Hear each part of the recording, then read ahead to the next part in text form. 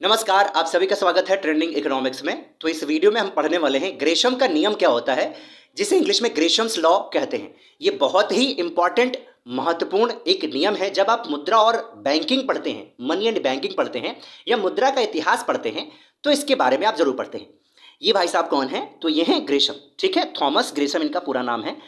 जब ये नियम दिया उसके बाद इनके नाम के पहले सर लगने लगा था, तो पूरा नाम इनका हो गया सर थॉमस ग्रेशम।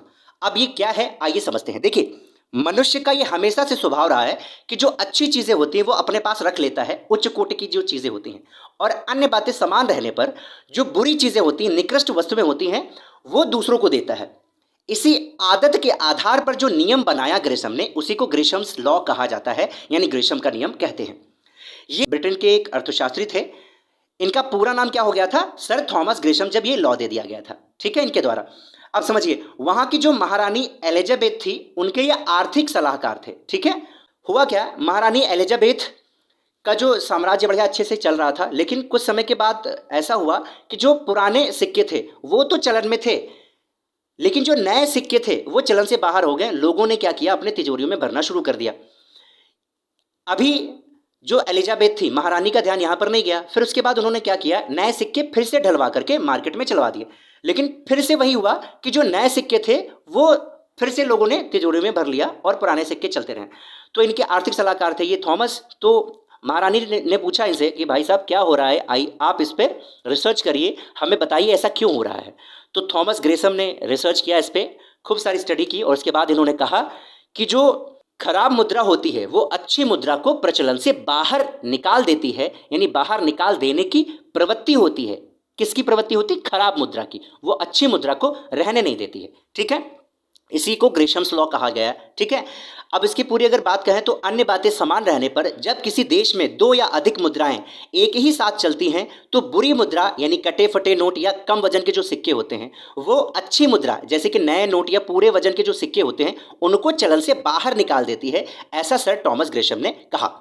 ये बात समझ में आ रही? अब देखते हैं स्कोप ऑफ द लॉ। ये जो नियम है ग्रेशम का, ये कहाँ कहाँ अप्लाई होता है। तो सबसे पहला है मोनोमेटलिज्म, यानी एक धातुमान में भी इनका नियम अप्लाई होता है। मोनोमेटलिज्म का मतलब क्या होता है? या तो सोने के या चांदी के जो सिक्के होते हैं वो प्रचलन में रहते हैं। अब उसमें बहुत सारे जो सिक्के होते हैं वो क्या होते हैं, वो घिस पिट जाते हैं, तो वो चलते रहते हैं। जो लोग क्या करते हैं, जो नए नए सिक्के होते हैं वो अपने पास भरकर रख लेते हैं। तो यहाँ पर जो इनका लॉ है वो चलता है, अप्लाई होता है। अगला है द्विधातुमान, यानी बायमेटलिज्म।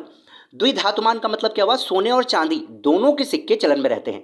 यहाँ पर भी होता क्या है, जो घिसे पिटे सिक्के होते हैं वो चलते रहते हैं, और जो अच्छे किस्म के जो सिक्के होते हैं वो लोग अपने पास रख लेते हैं। अगला है पत्र मुद्रामान, यानी पेपर करेंसी। यहाँ पर भी इनका नियम अप्लाई होता है। अब पत्र मुद्रामान क्या है समझिए। किसी देश में धातु मुद्रा के साथ साथ जब जो अपरिवर्तनीय जो कागजी मुद्रा होती है वो भी जब चलती है, तो इसे कागजी मुद्रा चलन कहते हैं। ठीक है, और इसमें भी यही गुण होता है। होता क्या है, जो कागजी मुद्रा होती है वो चलन में रहती है और धातु मुद्रा गायब हो जाती है। अब बताइए ऐसा क्यों हुआ? क्योंकि जो पेपर मनी होती है उसका कोई आंतरिक मूल्य नहीं होता है। ठीक है, उसका केवल अंकित मूल्य होता है। अगर एक नोट पर 5 रुपए लिखा है तो 5 रुपए पे लेगा। ठीक है, अगर कल को आरबीआई ने उसको बंद कर दिया, सरकार ने बंद कर दिया, तो क्या होगा, वो कागज का टुकड़ा रह जाएगी, उसका 5 रुपए का मूल्य खत्म हो जाएगा। लेकिन मेटल के केस में ऐसा नहीं होता है। ठीक है, क्योंकि उसका अंकित मूल्य तो होता ही है, आंतरिक मूल्य भी होता है। अगर सरकार ने कह दिया कि सोने का सिक्का अब नहीं चलेगा, तो क्या सोने का सिक्का बिकेगा? नहीं बिकेगा, ऑब्वियस बिकेगा। समझिए बात को। ठीक है, तो यही है ग्रेशम का नियम और इसके अप्लाई होने के जो क्षेत्र हैं वो। आई होप आपको ये चीज़ समझ में आई होगी। अगर समझ में आए तो हमें कमेंट करके ज़रूर बताएं, हमें अच्छा लगेगा। Bye bye.